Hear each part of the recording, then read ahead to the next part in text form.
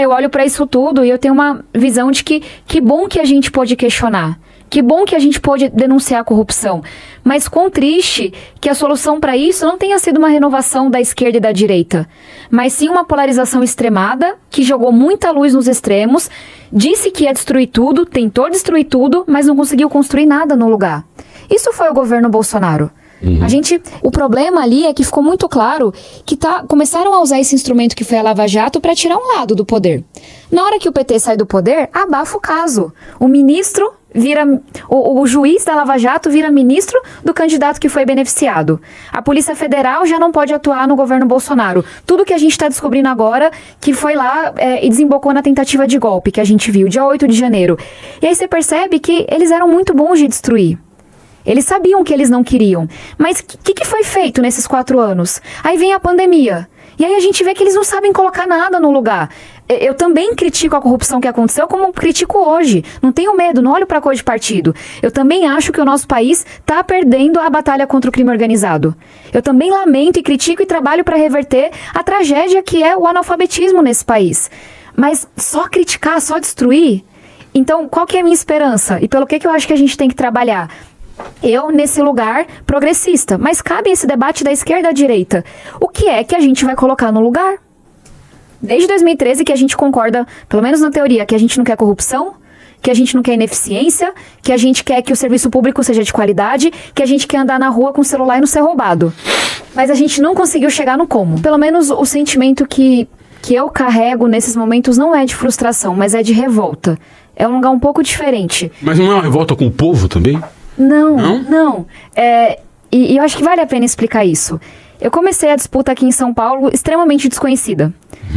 Tem um dado que eu me lembro do começo da campanha: 70% da população nunca tinha ouvido meu nome.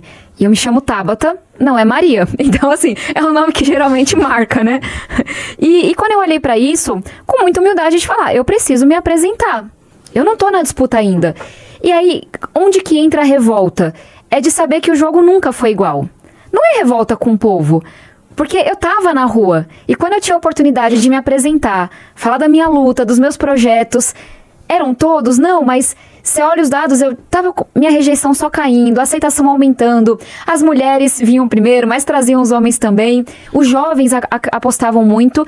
Mas a revolta que eu sentia e que eu sinto e tem que ser transformada em luta é contra um sistema que faz de tudo para que candidatas como eu não consigam sequer se apresentar. Queria falar de 3 coisas bem concretas.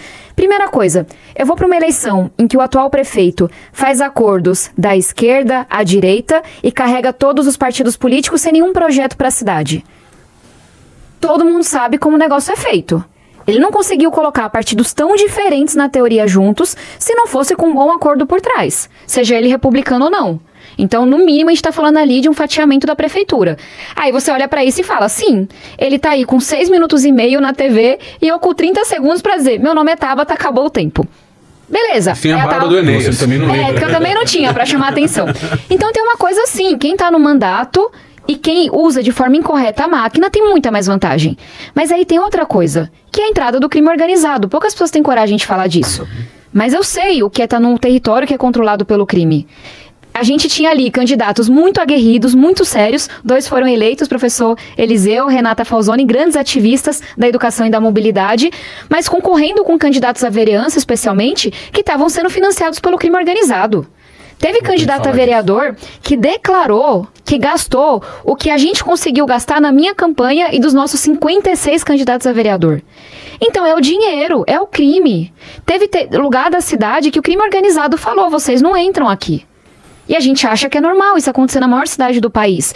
Então, não me revolta que as pessoas não tenham conseguido ver as minhas propostas e não tenham conseguido se aprofundar na eleição. Me incomoda o tanto que a máquina, que o dinheiro sujo, que o crime organizado ditam quem pode se apresentar e quem não pode. Quem pode pedir voto e quem não pode. E aí a gente fala aqui de uma outra esfera que o Marçal trouxe, que é quando o crime vai para o ambiente digital. Eu levei muito a sério essa campanha, eu não fiz nenhuma acusação liviana. Toda vez que eu tinha um indício, uma prova de um crime, eu apresentei à justiça. Não é à toa que essas coisas estão sendo julgadas. Mas eu queria falar de um exemplo.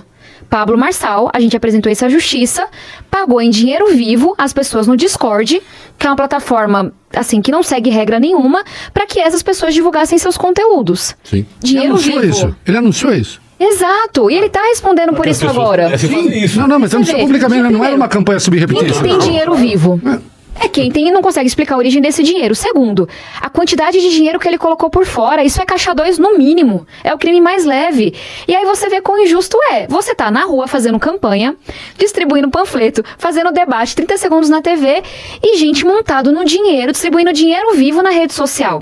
Então, não tenho nada, assim, eu sou muito grata ao povo, que diante de uma eleição que teve cadeirada, soco, porrada, sujeira, crime, à torta e à direita, que a gente viu ali que tinha um empate triplo entre Boulos, Nunes e Marçal, 600 mil pessoas votaram em mim.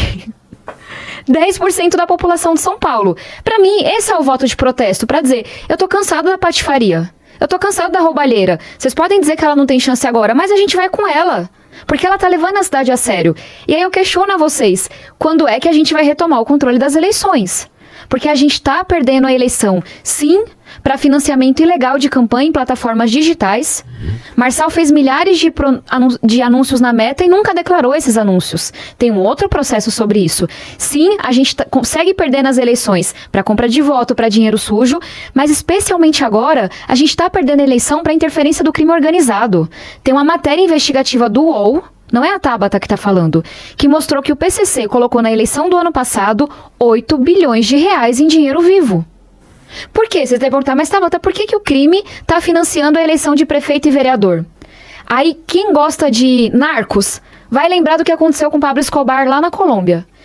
Pablo Escobar, chegou um momento que ele tinha um império tão grande que ele começou a enterrar dinheiro. Ela tá falando Pablo o Escobar agora. Tá Pablo o Escobar. Só para não confundir. Enfim, vou ficar quieta nessa hora. Continua que tá ótimo. Pablo Escobar, gente, quando ele tava super poderoso e não aguentava mais enterrar dinheiro, ele quis ser candidato a presidente da República da Colômbia. Porque se tem uma forma, infelizmente, eficiente de você lavar dinheiro, pegar dinheiro sujo e deixar ele limpinho, é por meio da política.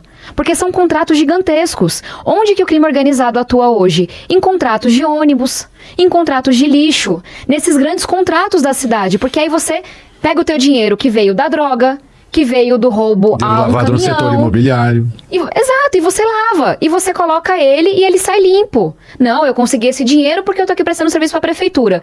Então, assim, pode parecer ciência de foguete, mas não é. É muito interessante pro crime organizado ter prefeitos e vereadores ligados a ele. Claro. Então, assim, em resumo, eu tenho a revolta, porque eu tô vendo a gente perder o nosso país, os nossos estados, os nossos municípios, para políticos que são ligados ao crime organizado. Quem é que ganha com isso? Não sei, mas quem perde somos todos nós. Tem tanta coisa, eu já anotei tanta coisa aqui que não vão ter que perguntar. Essa vai terminar depois de amanhã. Amanhã não vai ter nem exame. Amanhã só vai ficar aqui até de madrugada.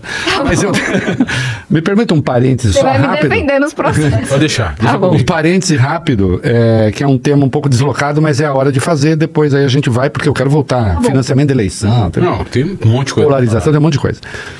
Mas a senhora falou aí da questão das redes sociais. E a senhora foi vítima de uma maneira vil. Vídeo feito com inteligência artificial pornográfico, fake news sobre o suicídio do meu pai, teve de tudo nessa teve de tudo. Muito, muito baixo. Então agora, vamos lá. A senhora é a favor da regulamentação das redes sociais? Eu sou a autora do projeto. Eu sei. Eu quero que a senhora fale disso. E tem que falar. Gente, tudo no final das contas é dinheiro. E essa conversa sobre regulamentação das redes sociais também é. No meu primeiro mandato, faz um tempo, eu, delegado Alessandro Vieira, deputado Felipe Rigoni, um grupo sério, se juntou com dezenas de especialistas da sociedade para desenhar um projeto de regulamentação de rede social. O que o projeto não faz? O projeto não censura conteúdo. Isso. Sendo muito sincera, eu tô muito preocupada com o que a vovozinha ou o tio tá escrevendo no seu post do Facebook. O que o projeto faz? Ele coloca algumas regras do tipo transparência no algoritmo. Eu não posso ter um algoritmo que, por exemplo, favorece um discurso de ódio ou que favorece um partido político e não favorece o outro. Qual é a segunda coisa que o projeto faz? Transparência de financiamento. Não pode ter um conteúdo que está chegando em você, que você acha que é orgânico, mas que, na verdade, alguém pagou dinheiro para aquela plataforma para aquele conteúdo chegar em muita gente. Outra coisa, robô. Por que é que o X, o Twitter, derruba alguns robôs e não derruba outros? Porque aumenta o engajamento, aumenta o lucro. E aí as plataformas viram esse projeto de regulamentação e começaram a ser contra. Por quê? Porque elas iam perder dinheiro. Se você não pode ter um algoritmo que, enfim, divulga conteúdos de ódio, se você tem que ser transparente, se você tem que divulgar quem está colocando dinheiro, é claro que você perde dinheiro. E aí essas plataformas começaram, muitas delas, a financiar uma fake news contra o projeto, dizendo que o projeto queria censurar. Isso. E foram mobilizar a extrema-direita. Exato, e a gente tentou colocar esse projeto para votação 3 vezes, se eu não me engano. E a gente nunca conseguiu. Por quê? Porque teve uma campanha de desinformação também das plataformas sobre o projeto. Sim. E de uma forma desonesta, gente. Não dá para você abrir o Google e tá lá, google.com.br, tinha uma placa com desinformação sobre o projeto. Remetia para uma página. Isso não pode ser feito, isso é desigual, sabe? E aí, qual é o estágio que a gente tá? Estágio nenhum. É um estágio em que a gente está vendo as piores consequências de não ter essa conversa. Criança sendo incentivada a se automutilar. Criança morrendo por conta de desafio estúpido. Criança sendo aliciada para atentado terrorista. Criança sendo aliciada para atentado nas escolas. Mulher que tem a sua vida destruída porque usar inteligência artificial para fazer um vídeo pornográfico fake seu. Golpes em idosos que toda hora estão caindo em um novo golpe. Gente, é igual à vida real. O que eu defendo? Você pode falar o que você quiser, desde que você não cometa nenhum crime. Se você cometer, arque com a justiça. A máxima do ministro Alexandre, né? É crime fora da rede, é crime na rede. Exato. Pedofilia, gente. Está aumentando os casos de pedofilia online. Pô, que adoecimento é esse que a gente tem, que a gente está permitindo isso? E a gente viu na eleição também. Que vivia... Eu fui para os 11 debates. Eu fui a única candidata que foi para os 11 debates contra o Marçal. A gente media, né? Quem estava ali vendo o debate ao vivo. Você bem aqui amostrada. Nos 11, eu fiquei em primeiro lugar. De intenção de voto, de quem assistia ao debate. Qual que era o problema? O Marçal e os outros mostravam que não tinham nenhum compromisso com as pessoas, com a cidade, mas isso não importava. Porque no final do debate tinha uma cadeirada, tinha um soco, tinha um chilique. E aí eles recortavam esse videozinho. E esse videozinho tinha muito mais atenção na rede do que todo o debate sério que aconteceu ou não aconteceu ali. Então, se a gente não conseguir falar seriamente sobre isso, a gente está abrindo mão da saúde mental de nossas crianças, da segurança dessas crianças, da nossa segurança financeira. O crime organizado está migrando para o ambiente digital. Por quê? Porque lá ninguém vai atrás. Porque lá ninguém investiga, porque lá ninguém prende. Então, o que eu venho tentando propor é que a gente tenha um debate sério sobre isso. De novo, não é sobre censura. Eu sou completamente contra a censura. Além das redes, quem não quer? Quem se beneficia disso? Quem não quer? O criminoso. O criminoso que está lá. Mas ideologicamente? Os extremos. Quem não quer os extremos? Porque as redes sociais são programadas para favorecerem um conteúdo que é extremado. Me interrompe porque ela está me dando um monte de gancho, senão eu vou ficar aqui. Mas assim, quando você fala os extremos, você sabe que nessa hora a senhora põe um pouco, porque a esquerda vai falar assim, não, a gente não está nessa, a gente quer regulação, quem não quer a direita. Posso dizer qual é a fala? Vamos lá. Como alguém que constantemente é atacada pelos extremos dos dois lados, eles são muito parecidos. Mas não tem o mesmo poder. Não tem o mesmo poder, não disse isso. Mas quando a gente fala de fake news, ataque, ameaça de morte que eu recebo, eu olho para os textos e eu não consigo dizer se a pessoa é de extrema esquerda ou extrema direita. Extrema é ruim, não importa a coloração partidária. Tem uma palavra que me incomoda na política hoje muito, eu tenho escrito muito a respeito e falado muito, que é a tal da polarização. Essa palavra me incomoda muito. Porque assim, polarização. E às vezes eu vou ver o que é polarização. Polarização é entre democratas e fascistas. Isso não é polarização. Até porque o meio do caminho entre democratas e fascistas ou é um meio fascista ou um meio democrata. Um meio fascista ou um meio democrata é um fascista inteiro em qualquer circunstância. Concordo. Né? Então assim, e aí... Eu tô querendo salvar a Tabata, porque ela vai apanhar de alguns esquerdistas aqui mesmo. Eu tô brincando. Não, mas eu não quero que a senhora apanhe de gente que... Eu não quero que a senhora apanhe de gente que pode ser... pode estar certo. Mas ela não tá falando do esquerdista. Ela tá falando do extremista. Eu não tô falando de quem... Discordo porque a Tabata votou a favor da independência do Banco Central. Não é dessa que eu estou falando. Eu tô falando da pessoa que diz que eu deveria ser fuzilada.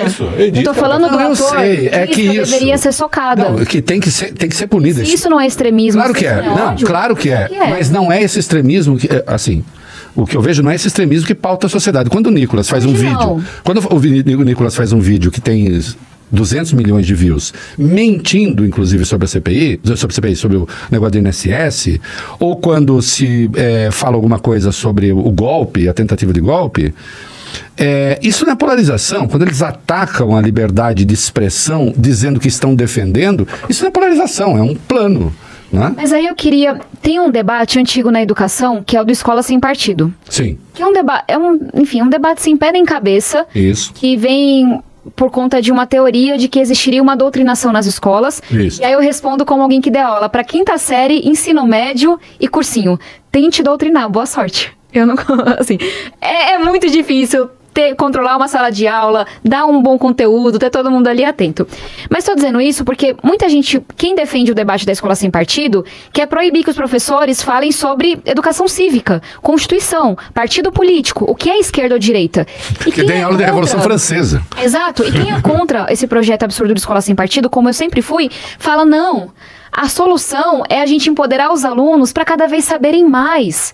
Não é proibir o debate. Por que eu estou falando isso? Quando a gente fala sobre polarização extremada, ódios que vêm dos dois lados, eu concordo com você. Hoje, um dos extremos, ele tem mais voz. E ele influencia mais. E ele tem muito mais dinheiro. E é por isso que ele tem mais voz e ele influencia mais. Mas se eu não tiver a mesma coragem de denunciar quando isso vem da esquerda, eu perco o meu discurso. Não, eu perco a minha coerência. Tem que denunciar. Uma pessoa que discorda de outra e acha que tem o direito de desejar a morte dessa pessoa, ou pior, incitar a violência contra essa pessoa, não importa o partido dela, ela é condenável igual. Tá certo. Eu faço parte de um partido político que é o PSB, que se posiciona contra autoritarismos de esquerda ou direita. A gente, infelizmente, é o único partido de esquerda no Brasil, progressista, que denuncia a ditadura da Venezuela, da Nicarágua. Mas eu acho que isso é importante, porque senão a gente vira incoerente. Senão parece que é tudo pela visão partidária. E tem coisas que para mim não deveriam ser partidárias.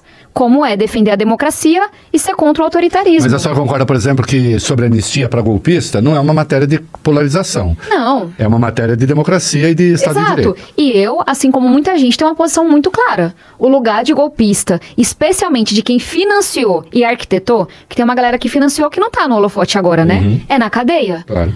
Quando eu falo de polarização extremada, tem a ver com essa coisa de torcida. Pra mim, esse debate tá polarizado ou não. Importa menos o tema, as posições, mas mais a reação. Quando você acha que a outra pessoa deveria ser morta, assassinada ou impedida de falar porque ela pensa diferente de você, aí eu acho que já não é democrático. Claro.